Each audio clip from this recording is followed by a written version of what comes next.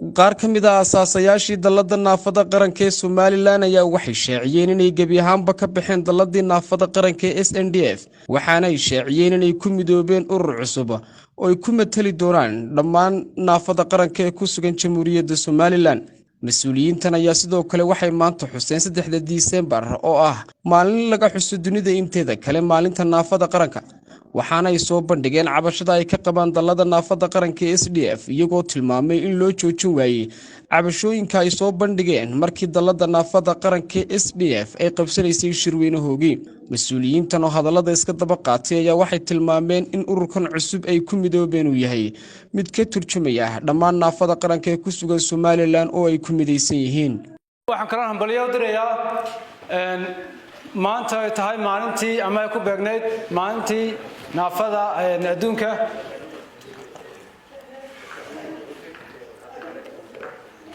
waxaan xagga ka sheegayaa ujeedada koowaad ee loo qabto xuska maalinta naafada.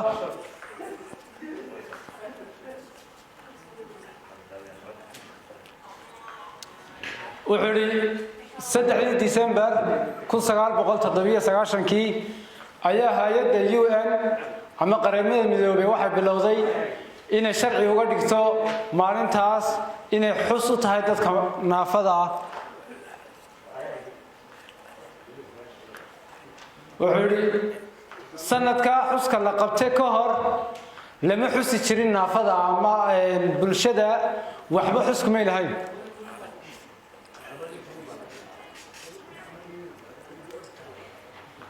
maalintaas wuxuu waxa ka bedeshay waxyaabo badan dadkii naafada ahaa. horumar weyn bay gaadhay dadkii naafada markii la yiri hal maalin ayaaba xuskoodu dhacaya. talabaada kale xaq iyo wixii dal walay joogan dadka naafadiina dastuur ba ku yeeshay.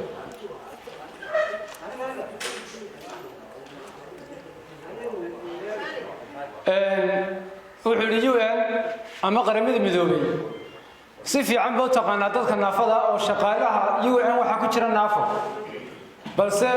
marka Somaliland la eego aad bay u yar tahay sida loo xasuusto dadka naafadii.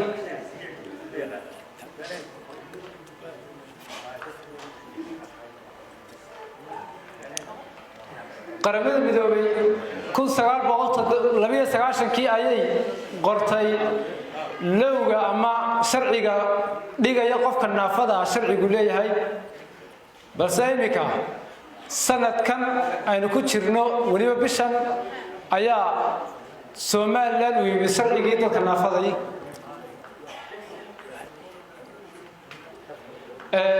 marka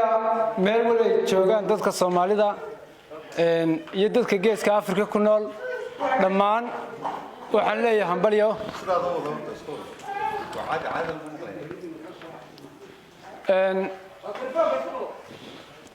تم شقيني به وعادي كمرد كو هيسا كاد غيره هذا انت وكيرجين به wuxuu yiri hal codsi ayaan u diray dawladda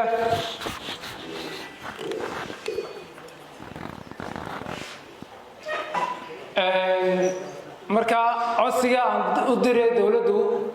wuxuu ku saabsan yahay arrimaha dadka naafada.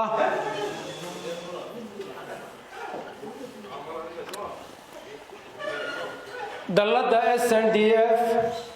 waxa la sameeyay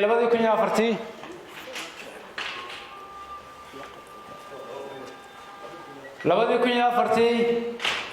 ilaa inuu joogno 2021 dalladda wax qabadkeeda ma muuqdo.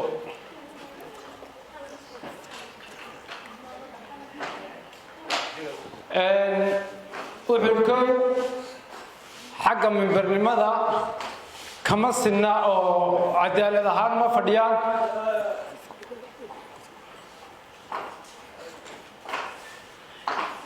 talabaad wuxuu yiri anagu markaan dalladda loo tago gudideeda ama gudoomiyeega ama maxaan ku raadayay oo la isiraahdo arrimaha kala xiriira xagga sharcigooga kala hadla way si kala joojiyeen.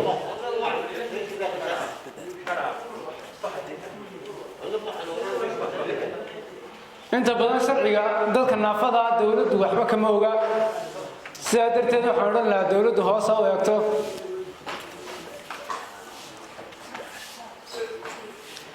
naafadiyada gudaheega isku muuqata buuriyo istaqaan keeda fiican keeda xun marka waxaan odhan lahaa dalladan cusub ee imika ku dhawaaqnay waa dallad dhaanta dalladii hore tusaale ahaan dalladu waa inay federation ahaataa oo dadkii naafada dhammaan kama wada muuqdaan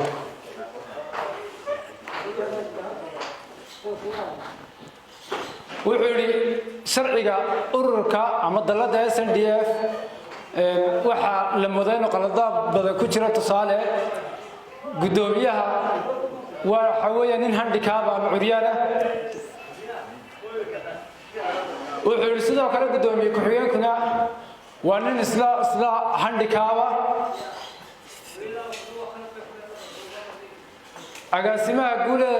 agaasimaha guud ee dalladu leedahayna waa curyaan agaasimaha finaaska ama qaybtan lacagaha jooga isna waxa weeyaan nin handicap marka memberkeedu ma la odhan karaa waa dalladii curyaamiinta marka waxa fiican buu yidhi in mar hadday dallad tahay dalladda ay ka wada muuqdaan dadkii naafado dhan marka taana waxaa xille ama ka mas-uula buu yidhi dowladdu waa tii isku shaandhayn samayn lahayd oo guddoomiyaha haddii curyaan u dhiibto ku-xigeenkiisa indhool bay ka dhigi lahayd agaasimihii guud waxa laga dhigi lahaa dhagool kadib waxay noqon lahayd dallad la odhanaya waa dalladii naafada marka wuxuu aad looguma fiirsan markii dalladda la sameynayay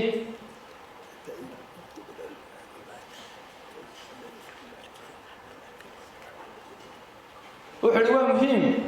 hadduu guddoomiyuhu noo yahay curyaan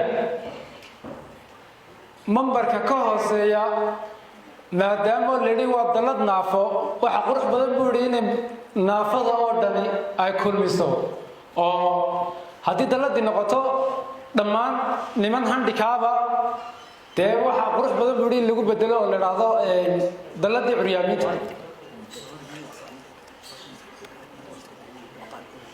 inta badan codsiyo badan baan dhigay buu yidhi oo annagu urur ahaan ama dhagoolayaal ahaan waxaanu tagnay wasaaradda qorshaynta wasaaradda arrimaha bulshada balse waxba lagama qaban wuxuu yidhi laakiin maasha allah waxaasoo dhan waxaan kaga soo gudubnay maanta oo aanu samaysanay dallad cusub dalladaas oo noqonaysa mid laga wada midaysan yahay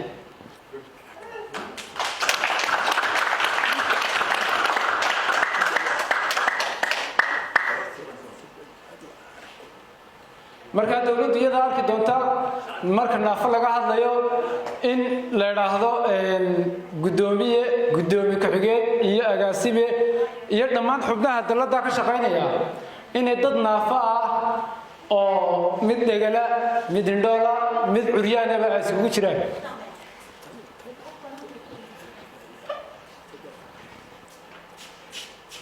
iminka wuxuu yidhi dalladda SNDF 17 sano dhisantay 17 sanaba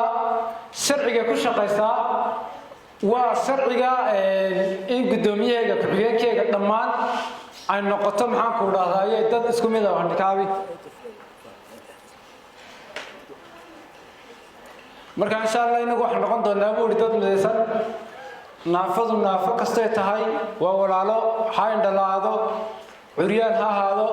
ha dhagalaado waynu midaysanaho walaaleynahay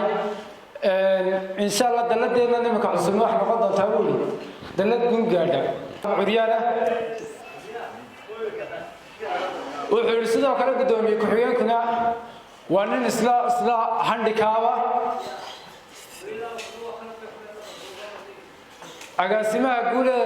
agaasimaha guud ee dalladu leedahayna waa curyaan agaasimaha finaaska ama qaybtan lacagaha jooga isna waxa weeyaan nin handicap marka memberkeedu ma la odhan karaa waa dalladii curyaamiinta marka waxa fiican buu yidhi in mar hadday dallad tahay dalladda ay ka wada muuqdaan dadkii naafado dhan marka taana waxaa xille ama ka mas-uula buu yidhi dowladdu waa tii isku shaandhayn samayn lahayd oo guddoomiyaha haddii curyaan u dhiibto ku-xigeenkiisa indhool bay ka dhigi lahayd agaasimihii guud waxa laga dhigi lahaa dhagool kadib waxay noqon lahayd dallad la odhanaya waa dalladii naafada annagoo maanta ku hadlayna magaca dalladda cusub ee naafada oo magaceeda gadaal aanu ka soo sheegi doono maadaama ay dalladii naafada ee SNDF noqotay dallad urur gaar ah loo xidhay iyo dad gaar ah halkan iminka waxaanu kaga hadlaynaa waxa weeye dalladii naafada waxay noqotay mid burburtay oo loo xidhay dad gaar ah waxaan sidaa daraaddeed doonaynaa dallad furan oo ururada naafada oo dhan u shaqaysa inaanu ku dhawaaqno waananu ku dhawaaqnaynaa maanta waxaanu leenahay maanta waa maalin weyn waxay ahayd 3 Diseembar maalintii jamciyadda quruumaha ka dhaxaysa ay u astaysay dadka naafada ahi inay ka hadlaan xuquuqdooda iyo waxqabadkooda maadaama ay ku beegnayd shalay oo bishu 3 ahayd oo ay jimco ahayd maanta ayaynu ka dhiganay jamhuuriyadda Soomaaliland annagoo ku hadlayna afka dadka naafada ee qaranka jamhuuriyadda Soomaaliland gudan madaxweyne wasaaradii shaqada qorshayntuna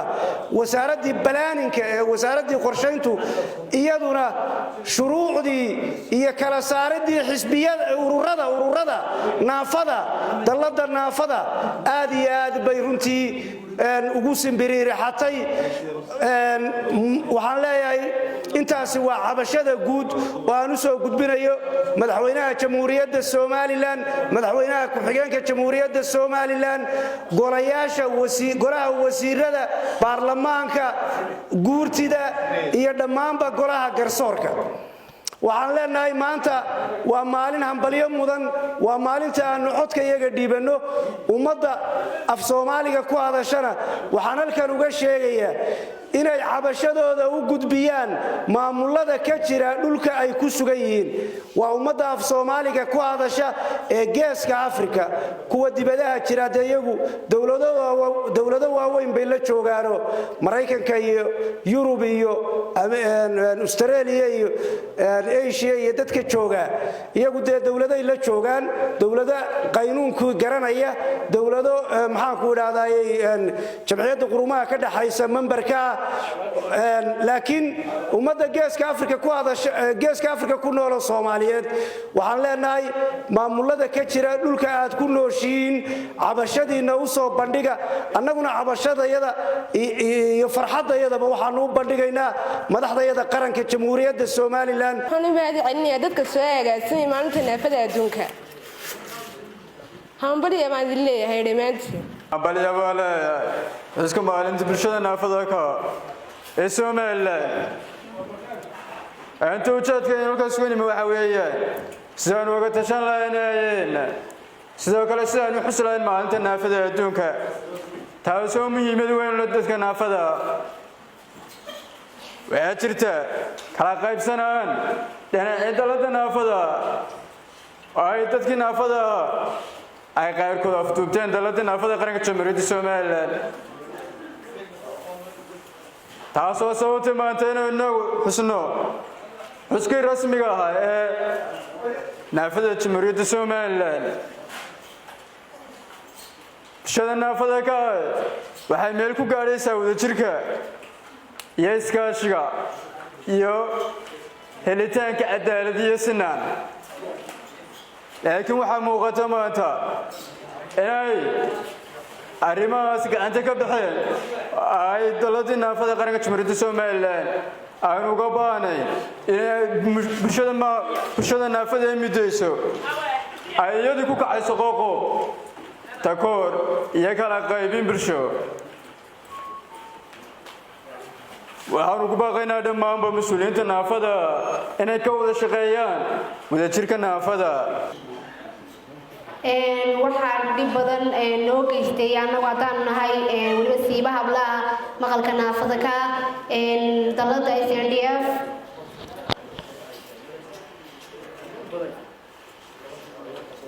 oo la doonaya dhammaan dadka naafada inay caawiso oo horumar gaarsiiso oo na siiso cadaalad iyo sinaan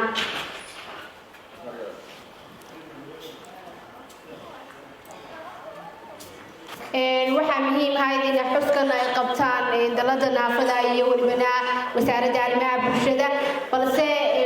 maanay suurtagelin waxaana qabtay dadka maqalka naafada ka ah iyo dhammaan qaybo kale oo kamid ah baahiya kala duwan ee naafada saa daraadeed markaa dadkii naafada ahaa waxay arkeen halkaas inay noqotay meel dee maaragtay kudkudo iyo jabad qariin miidhan noqotay oo maaragtay qof kastoo naafi uu ka diday markaa runtii waxaa maaragtay la cilaaminayaa in la samayn doono dalad kal furan oo waxa weeye dadka naafadii dhammaantood ay ka wada muuqan doonaan oo ay ka wada mid yihiin runtii halkan waxaynu maqlaynay inankii halkan waxaynu ka maqlaynay inankii guddoomiyaha dadka maaragtay maqalka naafada ka ah inuu sheegayay daladaasi inay tahay dalad dadka gurguuranayuna lahayn halkan waxaan isku nimidnay intaa ka bacdi waxaanu lagu dhawaaqayaa 1 January dalad guud oo naafada Soomaaliland midaysa ayaa lagu dhawaaqayaa dalad uu qof leeyahayna waa laga tagay ama dalad cid gaar u xiran markaa naafada Soomaaliland dalad midaysa ka indhaha leh ka cagaha leh ka dhagoolka kulli naafadoo dhan dalad guud baa sameynaa sida madaxweynaha Jamhuuriyadda Soomaaliland iyo gaar ahaan naafada Soomaaliland gebigood waxay ogaadaan hadday ay tahay qayb kala duwanaa kuwii maqalka naafada ka ahaa kuwii xubnaha naafada ka ahaa iyo kuwii indhaha naafada ka ahaa halkan bay ku sugan yihiin saadaradeed waxa la oran karaa dalada rasmiga ah ee shaqeynaysa ee loo baahan yahay in matasho dadka naafada ay halkan bay ka dhalanaysaa insha Allah taala sida saadi Allah idmo sheegna madaxda ugu horeeyay madaxweynuhu in dadkani waa dadkii matalayay gobolada waa dadkii matalayay ururada naafada in uu u yeesho fiiro gaar ah madaxweynuhu insha Allah taala iyo ihtimaamkiisa isagoo oo dareenkiisa la qaybsanaya insha Allah taala inta kadib walaalayaal waxaan sheegaynaa daladaasi in ay noqotay dalad banjartay oo dana gaar ah lagu fushanayo naafadana aan waxba u qaban daladaasi la oran jiray SNDF asaasayaasheedii iyo dadkii runtii bilaabay aanu ahayn ilaa maanta waxaa iska fadhiya dad muddo ku dhow 10 sano cid ay wax u qabteen aysan jirin kaliya ilmahooda ku korsada iyo xaafadahooda horta qof lagu shaqaaleysiisay wixii kalena ay iyagu danaystayaal ay wixii ay qaateen shaqaaleysiintaas awal horeba aan ka heli jirnay qolan naafadu ka heli jireen in ay helaan dad yareer oo la shaqaaleysiiyo hadeer intii yareerna waa la waayay iyaga jeebka ku shubtay wasaaradda qorsheyntu waxay soo gudbisay bulshada warqadii ay ku shaqeynayeen labada nin meesha haysta marka waxaanu ka codsanaynaa cid kastoo danayaala inay hawsha wax ka qabtaan naafada aanu xusaynana maalintii naafada adduunka 3 December oo shalay ku ekeedo jimcaha maantana ay bishu tahay 4 kadibna aanu maanta loo bedelay in xuska la qabto halkan ay soo yimaadeen dadkii baahiyaha gaarka qabeen naafada dhan halkan wada joogaan waxa sada ayaan daraa ururkii SNDF ama daladii SNDF oo ururkii aanu lahayn ee kaliya daladii kaliya aanu lahayn ay namatalisay oo maanta nasiib darro weyn ay ku tahay in ay maanta dalladii dhammayd ee afduubaan labada nin ee cismaan iyo daahir ninka la yidhaahdo daahir cabdi oo ka dhigtay dukaan ay leeyihiin dalladii 7 sannadood kursigaa la fadhiyey ayaanu doonaynaa insha allahu bidmillaahi kariim halkay marayeen dee wixii la mudanay halkay iyo dariiqaday marayeen inaanu kula jaan qaadno insha allahu bidmillaahi kariim oo dallad cusub oo xora oo cid waliba ku jirto oo gobonimo inaanu samaysanno intii nagu soo biiraysana waxaan leenahay gacmo furan laakiin naafanimadu waa qalbiga naafa ma tihidin waxaad tihiin dadka kale ayaan la mid nahay marka waxaan idin leeyahay aad iyo aad baan idin salaamayaa dhammaan meel kasta joogtaan salaam badan baynu soo joognay intay ururkani uu jiray wax badan oo xumaaday baa jiray oo la sixin dee haddii maanta ansaxaynana waa alxamdulilaah waynu wadi doonaa waxaan samayn doonaa wax dhaamo dallada oo loo siman yahay gobol degmo ilaa magaalo madaxda insha allah